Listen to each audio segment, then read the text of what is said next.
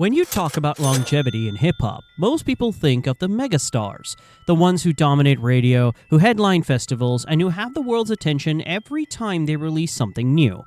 But there's another kind of success story in hip-hop, one that doesn't always make the mainstream headlines, but is arguably more impressive, and no one embodies that better than Curren$y. For nearly 2 decades, Curren$y has been building not just a career, but an ecosystem. He's done it without major label support, without chasing trends, and without compromising his style.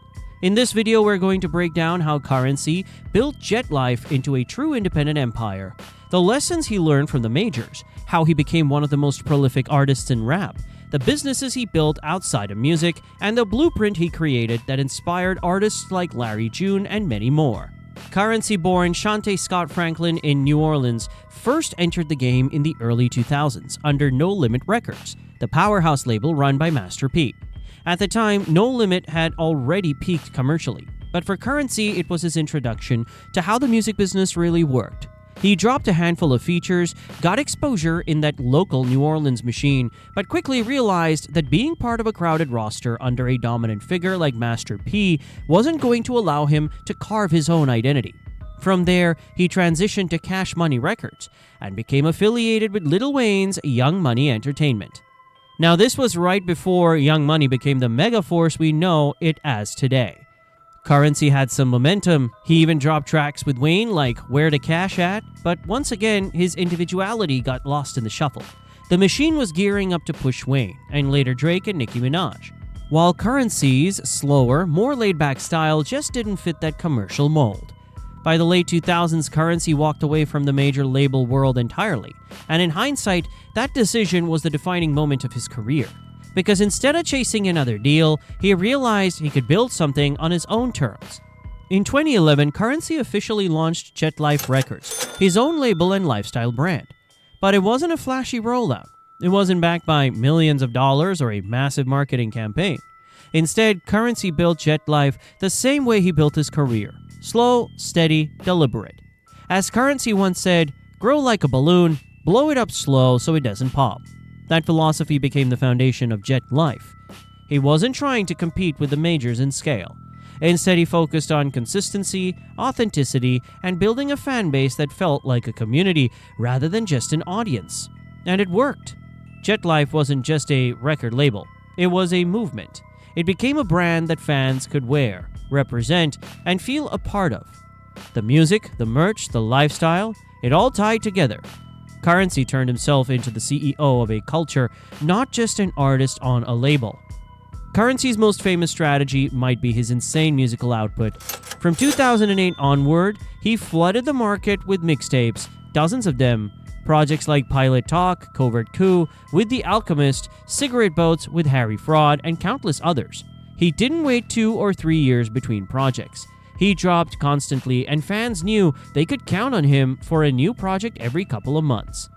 At first, those mixtapes were free. Curren$y used the blog era and DatPiff generation as a marketing funnel, giving away music to build awareness. But here's the genius. Once streaming took over, Curren$y already had an enormous catalog of music, and that catalog became a money machine. Every new fan who discovered Curren$y had dozens of albums and tapes to go back and stream. As of 2023, Curren$y had released more than 60 projects, albums, mixtapes, collaborations. That's more than most artists release in a lifetime. And that volume means steady checks. In a streaming economy, catalog is king, and Curren$y might have one of the most quietly lucrative catalogs in rap.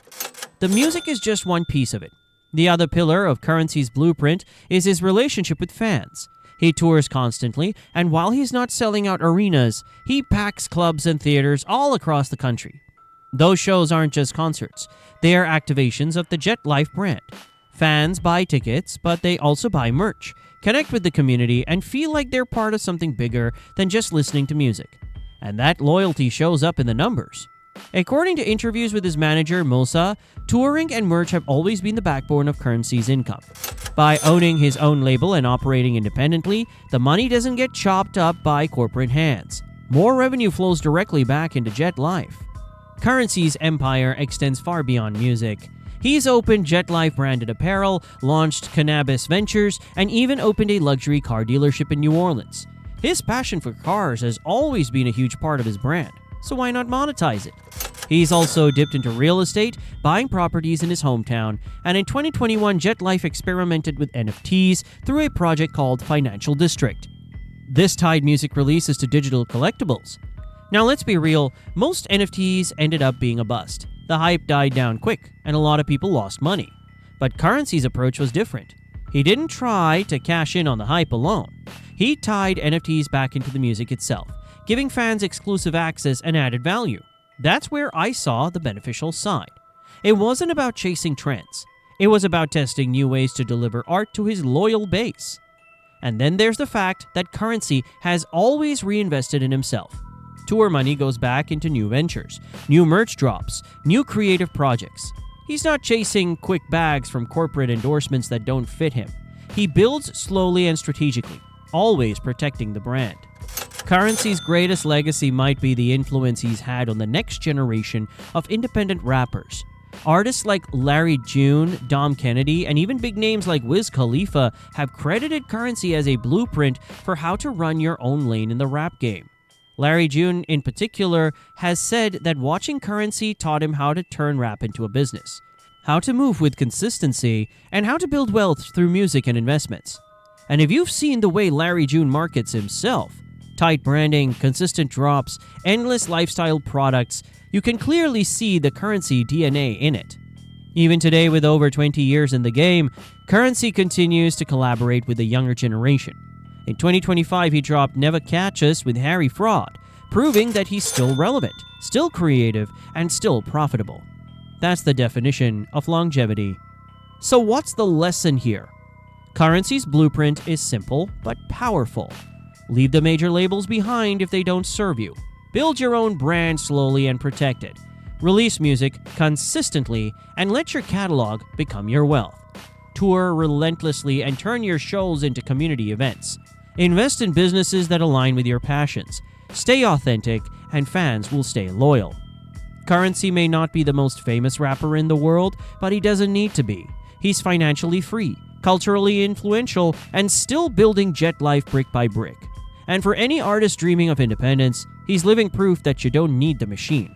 You just need a vision, patience, and consistency. So that's Currency's independent blueprint. From no limit to cash money, to JetLife, to being one of the most consistent rappers in the game, Currency showed us how to turn a rap career into a business empire without ever selling out. What do you think? Who else in hip-hop today is following in Currency's footsteps? Drop your picks in the comments and let's talk about it.